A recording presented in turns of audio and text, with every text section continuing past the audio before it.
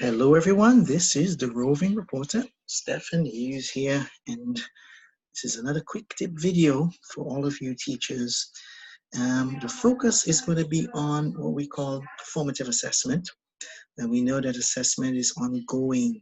This type of assessment involves getting to see what students are really learning, what they are, how they're progressing in that specific moment in their learning.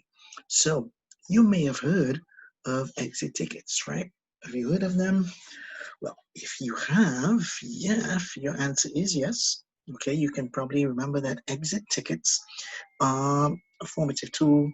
They are basically ways of getting to see what students have assessed or simulated in that period of time. It could be done the end of the lesson, the end of the week, end of the term, and so on, depending on the objectives of that class or of the teacher.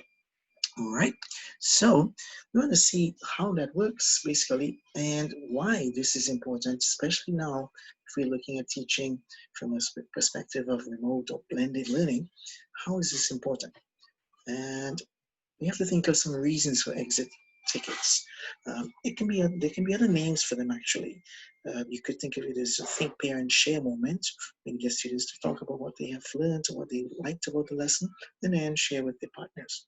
But some of the main reasons we want to think of putting or using exit tickets where they can write or they can talk about it. Let's think of some of them as here. Documenting learning, and this is very important if you think of measuring progress and measuring how students are doing. So get them to see what they're actually doing with their learning. They can go back and keep track of that. It leads to immediate feedback. It leads to good feedback for the student of what he's doing, he or she's doing correctly or needs to do, and also wonderful feedback for us teachers because we see where there may be some loopholes, gaps where we can fill in the blanks. Then it can, of course, monitor progress. So students, we all progress at different rates. We all progress in our own ways, our own pace. So progress monitoring is important. And the tickets can give us that insight of what students are actually progressing in or how well they're progressing. Another important point, accessing prior knowledge. So we want to make sure that students are not on the same page in terms of comprehension, yeah, but we get to see where students are in terms of their actual zone of development, right? What they already know, what they can do by themselves without the help of the teacher, and then work from there, right? Build on what is already there. So the exit ticket does access prior knowledge. Most importantly, and this is wonderful now, we talk about data and making sure that we get charge of data-driven instruction. So this is what can inform us teachers in what to do next. I mentioned that they're feeding back for the teacher, or we can talk about feed forward. So this is also connected here to feeding forward, right? Where you get data, it's not just on your impressions. Of course, we can use maybe quizzes and tests to also check that.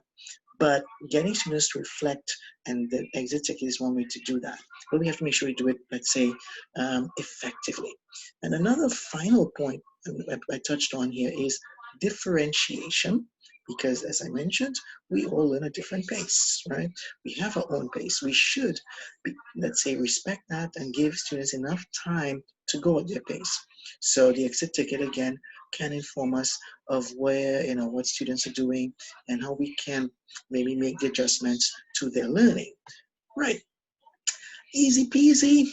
Yes and no, right? But what is most important, of course, is that we get into the habit of getting students to do that, getting them to take some time to think of how they're learning, what they're learning, and what they need to do next, most likely. What I'm proposing here now is actually taking this idea of the exit ticket and expanding a little bit more. So before I go into the main point here, right? Have you heard of the KWL, right? It's an acronym meaning know, want, and learn. And this is not used at the end, but it's used rather at the beginning of a lesson, right? It starts off with asking students what they already know about the topic, about the content, right? And then maybe trying to explore their interests, explore their interests and concerns by asking them what they would like to know. What do they want to know about the subject? So we often do that as well. And finally, this happens at the end, like there's a ticket where you have asking them what they have really learned. So we built expectations, we wanted to find the interest, and then we found out what they've learned. So that's the KWL. But now, if you think of the KWL and the L as a part of an exit ticket, no, I want you to think of this. What if we could actually put the KWL and add it into the exit ticket maybe, or expand this out of the exit ticket to provide some useful learner reflection and learner training. How would we do that? I've been using this with my students at different age groups, but I tend to call it what I like to call it the new known now. That's right, new known now. And let me show you what I'm talking about. Where I ask students to maybe draw up 3 columns, but it can be done, vertically as well. Not necessarily in columns, but it can be done, on a page. And then they think of what they knew, what they thought they knew about the topic before that lesson, right? So I'm focusing again on previous knowledge, accessing previous knowledge and the assumptions. Then I want them to tell me what they wish they had known, or if they knew this, what they had learned in the class, how would they maybe have applied it in other situations, or how would they apply it in real life now? See, so again, making relevance or connecting with their own experiences and their real lives. And finally, I hope I can now learn to, this column, get students to think of, okay, what now? Again, planning. So you're planning goals, planning learning. And as I said, it pushes them to, let's say, take next steps, and also brings them this, what we want, student agency, student choice, centering on their needs. I put it like this, these 3 columns, but I then suggested below here, as you can see, that it can be done in a more visual or maybe more playful manner, where students can just, indicate by emojis or using an emotion board. They can draw, to represent these ideas, right?